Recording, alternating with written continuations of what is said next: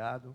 Eu queria começar agradecendo a FEComércio, né, pelo espaço, pela possibilidade de estar aqui apresentando nossas ideias e de estabelecer um diálogo importante com este importante setor da sociedade no estado do Rio de Janeiro.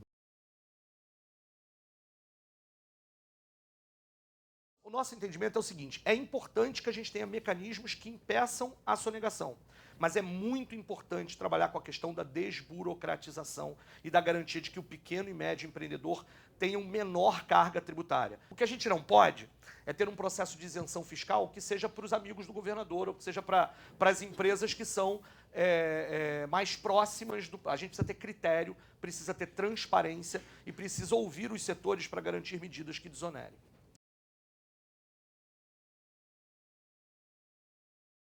Nós, né, somos favoráveis à questão de uma valorização do próprio salário mínimo, da renda do trabalhador.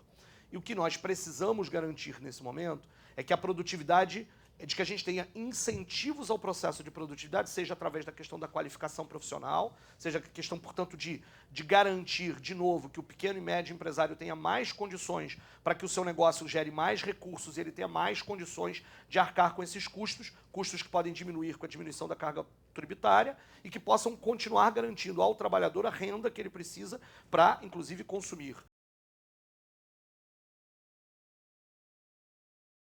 Mas assim, eu acho que a questão, inclusive, do excesso de feriados que nós vivemos no ano passado, ele, inclusive, é um sintoma da falta de planejamento.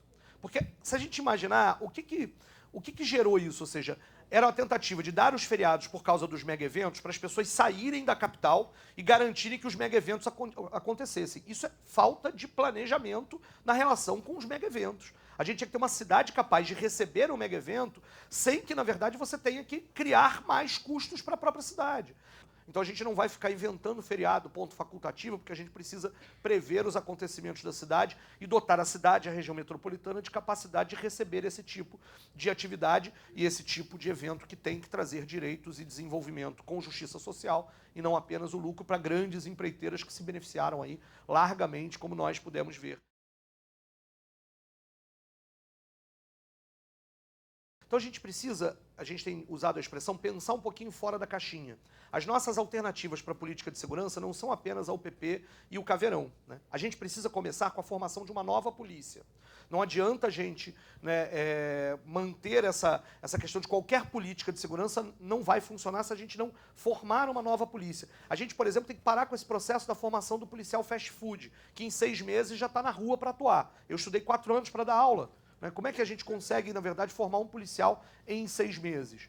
Então, assim, a questão fundamental aqui não é a política de segurança tem que ser igual e ela tem que garantir os direitos e a liberdade das pessoas. Isso significa trabalhar com prevenção, com inteligência e mudar o foco central da questão da política de segurança.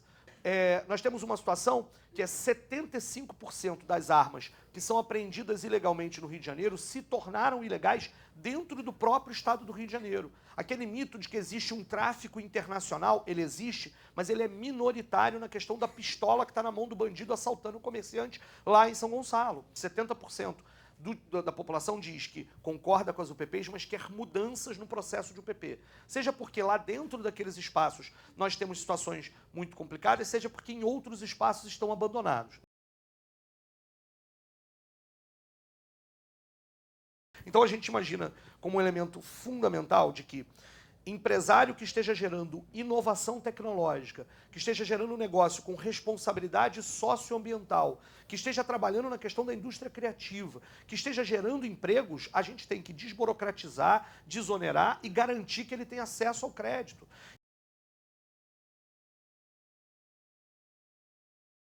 A gente precisa ter tranquilidade para pensar que a rede estadual de educação no Rio de Janeiro, o número de jovens, o número de matrículas caiu quase 300 mil, né, o número de matrículas do que nós tínhamos há 10 anos atrás. Isso é um absurdo. Nós vivemos uma situação de um governo que fechou escolas. Portanto, a nossa proposta de educação está calcada em 3 coisas que são muito importantes. Primeiro, a gente faz uma defesa do ensino integral. E a gente faz uma defesa do ensino integral, inclusive da educação integral, do conceito, inclusive, de politecnia. Que mesmo nos espaços onde você tem a formação técnica como base, você tenha também a formação humana do próprio aluno e do estudante que está lá colocado. e apostar muito na questão da autonomia pedagógica, da gestão democrática e da valorização salarial. Vocês sabem que o Estado do Rio de Janeiro, nos últimos 8 anos, se manteve apenas no mínimo constitucional. O Estado, o governo Cabral, entendeu o mínimo como máximo. Então, e colocou, inclusive, um economista para ser secretário de Educação. Eu acho, inclusive, que ele deve ganhar um prêmio. Quanto mais perto dos 25% ele ficar, ele ganha um prêmio, porque ele está lá para fazer economia com a educação e não para fazer educação, o que é muito diferente.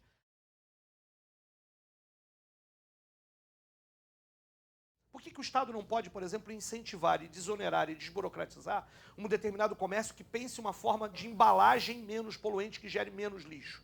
Por que a gente não pode fazer o processo de incentivar a inovação e utilizar as universidades que o Estado tem para gerar inovação no processo, para que o processo produtivo de comércio, de bens e de serviços gere menos lixo e, portanto, diminua o custo do processo como um todo?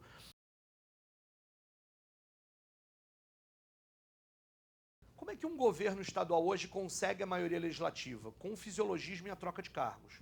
A gente precisa ter clareza de que o governo Cabral tem a maioria da Assembleia Legislativa, não porque aqueles deputados todos lá têm concordância ideológica com o governo Cabral. É porque, na verdade, você tem um processo todo de troca de cargos, de favores, etc. Provavelmente não terão com o PSOL também. Isso, provavelmente não terão com o pessoal, e a gente não vai usar isso. A grande questão é, se vocês não vão usar o método antigo, qual método vocês vão usar? Essa é a questão central. Porque a gente está dizendo que discorda do método antigo. Mas é preciso que as pessoas percebam que não é a identidade ideológica que gera o apoio na Assembleia Legislativa. É um outro tipo de uma velha política que entrava muitas das coisas que vocês aqui estão vivendo nos seus dias a dias. É exatamente essa velha política, o loteamento dos cargos, que impede, por exemplo, que a gente tenha agências reguladoras que façam o controle do que está aqui colocado. Áreas muito pobres, né? E assim, é isso, né? A Baixada é sempre muito bem lembrada nos períodos eleitorais e depois nos governos ela termina esquecida.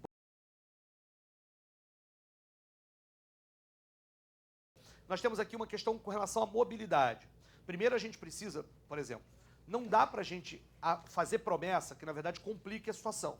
A história, por exemplo, de esticar o metrô da Pavuna até São João de Meriti é uma irresponsabilidade. Porque a gente vai aumentar o metrô em linha reta que a gente tem aqui. E vai lotar o metrô ainda mais sobrepondo linhas num único trilho. Isso pode ser mais barato, mas é muito mais ineficiente. É mais barato para o governo, interessa a empreiteira que controla a concessão, mas é péssimo para toda a sociedade. Então a gente precisa, por exemplo, apostar em transporte de massa. Não dá mais para a gente viver nesse estado caro, poluído, engarrafado, sem segurança que a gente vive. E aí, os 4 Cabrais não vão resolver isso. A gente precisa avançar nesse processo, a gente precisa apostar na mudança e a gente está aqui apresentando isso. Muito obrigado.